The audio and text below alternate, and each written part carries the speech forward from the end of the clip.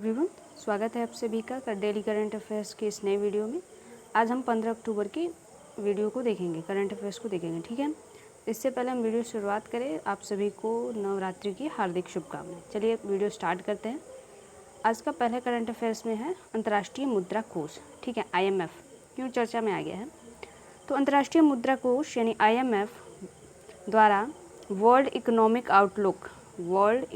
Outlook 2023 जारी किया गया है, जिसका शीर्षक नेविगेटिंग ग्लोबल डाइवर्जेंस है, जिसके अनुसार भारतीय अर्थव्यवस्था में पहले के अनुमान से अधिक तीव्रता में वृद्धि होगी, ठीक है। तो इकोनॉमी में डेवलपमेंट होगा या वृद्धि होगी, यह बताया गया है, ठीक है।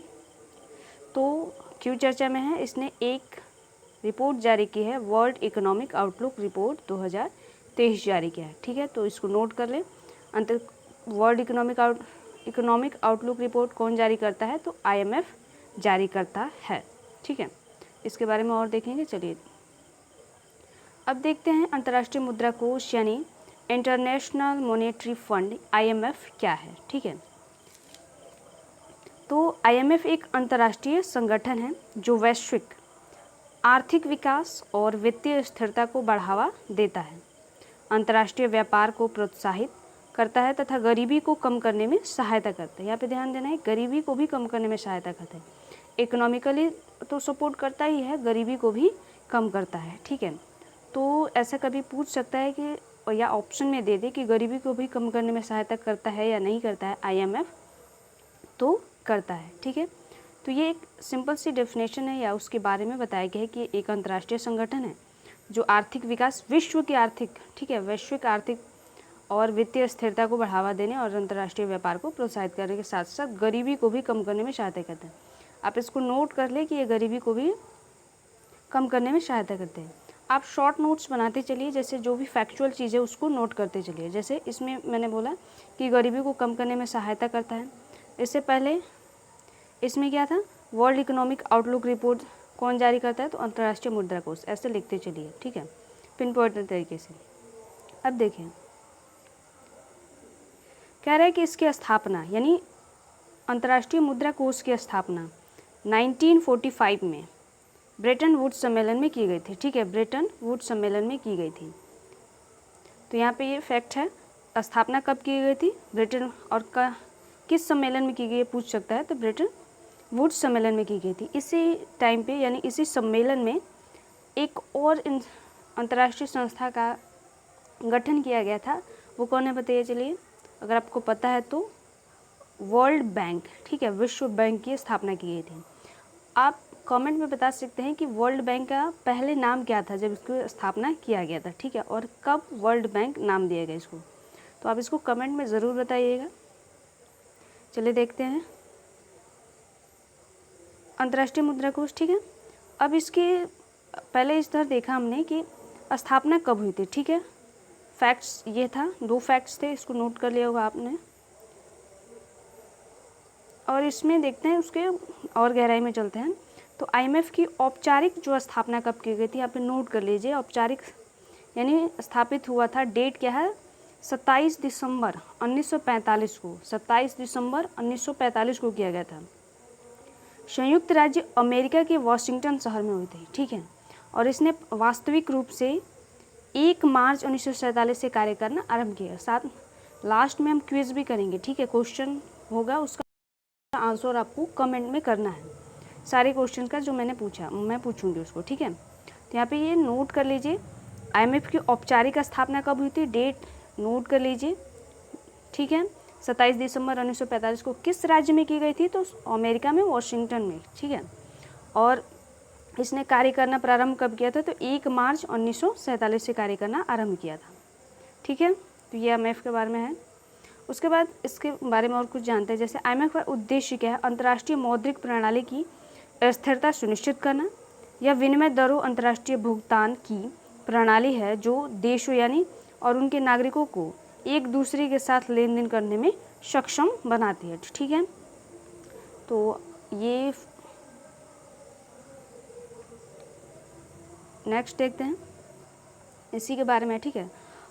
और उसके बारे में अंतर्राष्ट्रीय मुद्रा कोष, यह उन देशों की सरकारों के लिए अंतिम यहाँ पे ध्यान रखना है, अंतिम ऋणदाता बन गया है जिन्हें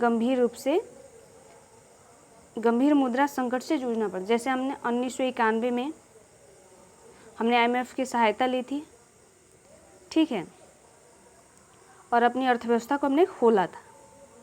IMF ने हमें फंड प्रोवाइड किया था जब हमारे पास पैसा नहीं था उस टाइम को देश चलाने के लिए, 7 डेज़ का बच गया था तब, ठीक है। और इस टाइम पाकिस्तान जा रहा है IMF के पास, लेकिन वो फ़ंड प्रोवाइड नहीं करा रहा है, आप लोग खबर में तो सुनते ही होंगे, ठीक है। तो ये रिपोर्ट जारी करता है, 2 रिपोर्ट्स है इसकी, वैश्विक वित्तीय स्थिरता रिपोर्ट और वर्ल्ड इकोनॉमिक आउटलुक रिपोर्ट, जो अभी जिसके बारे में हम चर्चा कर रहे थे, वर्ल्ड इकोनॉमिक आउटलुक रिपोर्ट और वैश्विक वित्तीय स्थिरता रिपोर्ट, ठीक है। यहाँ पे ध्यान रखना है, इसको नोट कर ले, वैश्विक वित्तीय स्थिरता रिपोर्ट और वर्ल्ड इकोनॉमिक आउटलुक रिपोर्ट, ठीक है। ये जो रिपोर्ट्स हैं सामान्यतः के अप्रैल और अक्टूबर के महीने में वर्ष में 2 बार प्रकाशित किए जाते हैं। यहाँ पे भी ये नोट कर लीजिए कि ये जो रिपोर्ट्स हैं, वर्ल्ड इकोनॉमिक आउटलुक रिपोर्ट जो है वर्ष में 2 बार प्रकाशित की जाती है, एक अप्रैल में और एक अक्टूबर में। आप खबर देख रहे हैं ना, अक्टूबर में की खबर है, ठीक है। तो अक्टूबर में और अप्रैल में जारी की जाती है, वर्ष में 2 बार जारी की जाती है। क्वेश्चन पूछ सकता है, आप फंस जाएंगे, नोट कर लें इसको। उसके बाद है राष्ट्रीय सांख्यिकीय कार्यालय NSO, चर्चा में क्यों? हाल ही में राष्ट्रीय सांख्यिकीय कार्यालय NSO ने जुलाई 2022 से जून 2023 के दौरान किए गए आवधिक श्रम बल सर्वेक्षण के आधार पर आवधिक श्रम बल सर्वेक्षण यानी periodic labour force survey PLFS की वार्षिक रिपोर्ट 2022 और 23 जारी की है, 2022-23 जारी की है, ठीक है। तो आवधिक श्रम बल सर्वेक्षण NSO ने रिपोर्ट जारी की है, इसलिए खबर में है। अब है देखिए, जैसे श्रम बल की बात की तो कुछ टर्म्स एंड कंडीशंस आती हैं, कुछ टर्म्स आते हैं जिनको क्वेश्चन में पूछ लेता है, ठीक है। जैसे श्रम बल भागीदारी का लेबर फोर्स पार्टिसिपेशन रेट क्या होता है, तो यहाँ पे देख लीजिए, लेबर फोर्स पार्टिसिपेशन को जनसंख्या में श्रम बल यानी काम करने वाले या काम की तलाश करने वाले या काम के लिए उपलब्ध होने वाले व्यक्तियों के प्रतिशत के रूप में परिभाषित किया जाता है। यानी जो कुल जनसंख्या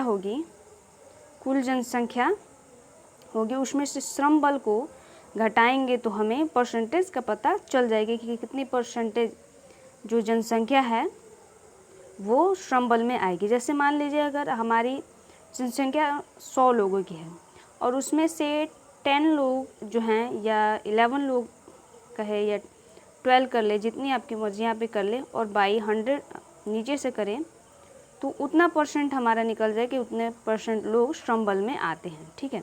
जैसे हमने 100 लिया और 10 लोग श्रम बल में आते हैं तो काटा इसको और 10% निकाल लिया कि 10% हमारी जनसंख्या का श्रम बल में आता है, तो ऐसे निकाला जाता है। इसमें वे लोग सम्मिलित नहीं होते जो काम नहीं करना चाहते हैं, वे लोग होते हैं जो काम करने वाले होते हैं, उम्र में भी होते हैं और वे तलाश भी कर रहे होते हैं, ठीक है। आप लोग सोच रहे होंगे कि जनसंख्या में से श्रम बल क्यों? क्योंकि देखिए उसमें बच्चे भी होते हैं, ठीक है, और बूढ़े लोग भी होते हैं, महिलाएं भी होती हैं जो काम नहीं कर रही होती हैं, ठीक है। यानी घर पे काम कर रही होते हैं, उनका फाइनेंशियल, घर के काम को फाइनेंशियल महत्व नहीं दिया जाता है, ठीक है, तो उसको नहीं ऐड किया जाता इसमें, ठीक है। तो ये हो गया श्रम बल भागीदारी यानी लेबर फोर्स पार्टिसिपेशन के में जनसंख्या में श्रम बल जो होता है उसको निकाला जाता है तो हो जाता है। उसके बाद है श्रमिक जनसंख्या अनुपात, worker population ratio WPR। Worker population ratio को जनसंख्या में नियोजित व्यक्तियों के प्रतिशत के रूप में परिभाषित किया जाता है, ठीक है। नेक्स्ट है बेरोजगारी दर, अनएम्प्लॉयमेंट रेट। अनएम्प्लॉयमेंट रेट को श्रम बल में शामिल व्यक्तियों के बीच बेरोजगार व्यक्तियों के प्रतिशत के रूप में परिभाषित किया जाता है। मान लीजिए 100 लोग श्रम बल में हैं, 100 लोग काम करने के योग्य हैं, वे करना भी चाहते हैं, लेकिन इनमें से 80 लोगों के पास रोज़गार है, 20 के पास नहीं है, यानी 20 लोग बेरोज़गार कहलाएंगे, ठीक है। अब आवधिक श्रम बल सर्वेक्षण के बारे में कुछ जान लेते हैं, ठीक है। तो परिचय देखते हैं। यह भारत में रोजगार तथा बेरोजगारी की स्थिति को मापने के लिए सांख्यिकीय और कार्यक्रम का कार्यान्वयन मंत्रालय यानी MOSPI के तहत NSO द्वारा आयोजित एक सर्वेक्षण है, ठीक है। और जो आवधिक श्रम सर्वेक्षण है वो NSO द्वारा अप्रैल 2017 में लॉन्च किया गया था, यानी अप्रैल 2017 में यह अस्तित्व में आया था और उसके बाद इस रिपोर्ट को लाया जाता है हर साल, ठीक है। तो यहाँ पे ये ध्यान रखना है, NSO द्वारा अप्रैल 2017 में लॉन्च किया गया था आवधिक श्रम बल सर्वेक्षण। चलिए नेक्स्ट देखते हैं। भारत सरकार ने कुछ रोजगार की पहले की है, कंपटीशन एग्जाम में पूछ लेता है कि कौन कौन से हैं। जैसे आजीविका और उद्यम के लिए सीमांत व्यक्तियों हेतु समर्थन, support for marginalise individual for livelihood and enterprise ने स्माइल योजना लाई गई थी। अब पूछ लेगा स्माइल योजना किससे संबंधित है, तो रोजगार सृजन से संबंधित है, ठीक है। उसके बाद PM दक्ष है, प्रधानमंत्री दक्ष और कुशल संपन्न हितग्राही। और उसके बाद है महात्मा गांधी राष्ट्रीय ग्रामीण रोजगार कार्यक्रम मनरेगा है, प्रधानमंत्री कौशल विकास योजना और रोजगार मेला जो हर ज़िले में लगाया जा रहा है इस टाइम पे, ठीक है। आपने भी पता किया होगा, आपके ज़िले में भी आया होगा। उसके बाद देखते हैं बेरोजगारी। बेरोजगारी हमने देखा कि क्या है और बेरोजगारी के प्रकार देख लेते हैं। इससे भी क्वेश्चंस आते हैं कंपटीशन एग्जाम में, ठीक है। प्रच्छन्न बेरोजगारी क्या है, तो जिसमें आवश्यकता से अधिक कार्यरत लोग जो मुख्य रूप से कृषि और असंगठित क्षेत्र में पाए जाते हैं। यानी कोई काम को एक व्यक्ति कर सकता है लेकिन उसमें 5 व्यक्ति लगे होंगे, तो क्या है, प्रच्छन्न बेरोजगारी। जैसे कृषि में गाँव में क्या होता है कि खेती बाड़ी में 1 से 2 लोगों की ज़रूरत है, लेकिन फैमिली मेम्बर्स के सारे लोग अगर 5-7 हैं तो सभी चले जाते हैं, ठीक है। तो उसको वो क्या है, प्रच्छन्न बेरोजगारी को दर्शाता है। उसके बाद है मौसमी बेरोजगारी। यह एक प्रकार की बेरोजगारी है जो वर्ष के कुछ निश्चित मौसमों के दौरान देखी जा सकती है। जैसे धान की बुआई हो गई, तो धान की बुआई में तो रोज़गार मिलेगा, लेकिन उसके बाद जो फसल बढ़ता है और कटाई तक रोज़गार नहीं मिलता है। वैसे ही गेहूँ का बुआई के टाइम पे मिलेगा और कटाई के टाइम पे मिलेगा, बीच में नहीं मिलता है, ठीक है। तो वो मौसम के अनुसार मिलता है।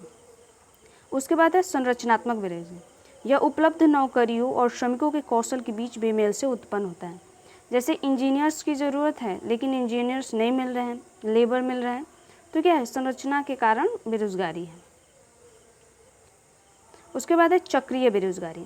यह व्यापार चक्र का परिणाम है जहाँ मंदी के दौरान बेरोजगारी बढ़ती है और आर्थिक विकास के समय घटती है। जब मंदी आती है तो क्या होता है,